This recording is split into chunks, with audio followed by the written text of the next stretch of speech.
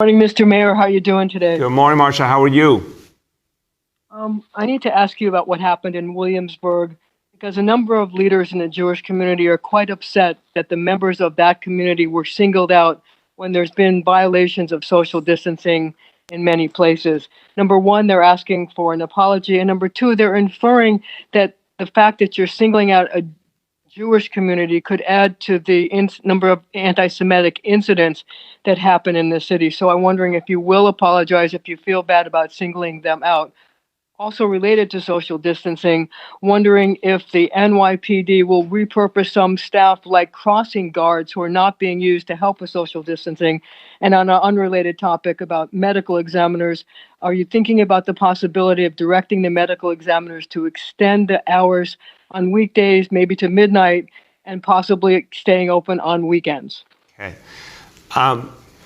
Marcia, respect all those questions. Our team will follow up with you on the medical examiner because, again, I'm asking everyone in the interest of fairness. All your colleagues have been doing 2 questions up front, 1 or 2, and we're going to stick to that rule.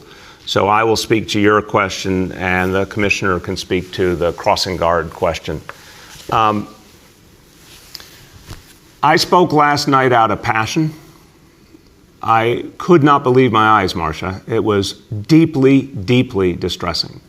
Again, this is a community I love. This is a community I have spent a lot of time working with closely. And if you saw anger and frustration, you're right. I spoke out of real distress that people's lives were in danger before my eyes, and I was not going to tolerate it. So I regret if the way I said it in any way gave people a feeling of being treated the wrong way. That was not my intention. It was said with love, but it was tough love. It was anger and frustration. What I saw, no, Marcia, it's not happened other places. Let's be honest. This kind of gathering has happened in only a few places, and it cannot continue. It's endangering the lives of people in the community. So to all those, and I understand politicians, everyone has said, oh, look, you know, this is like people gathering in the park. No, it's not like people gathering in the park. It was thousands of people. Can we just have an honest conversation here? It was not acceptable. We will not tolerate it. I also will not tolerate any anti-Semitism, ever. And for decades, I've made it my business to stand up for the Jewish community, and people know that. Won't tolerate anti-Semitism, won't allow it to grow in the city. We've fought it back many times. My message was to all communities, and that was written in black and white. But it was also to be clear that what I saw, I had not seen anywhere else. And I was trying to be honest about the fact that there's a problem that people have to come to grips with and deal with, or else people in the community will die.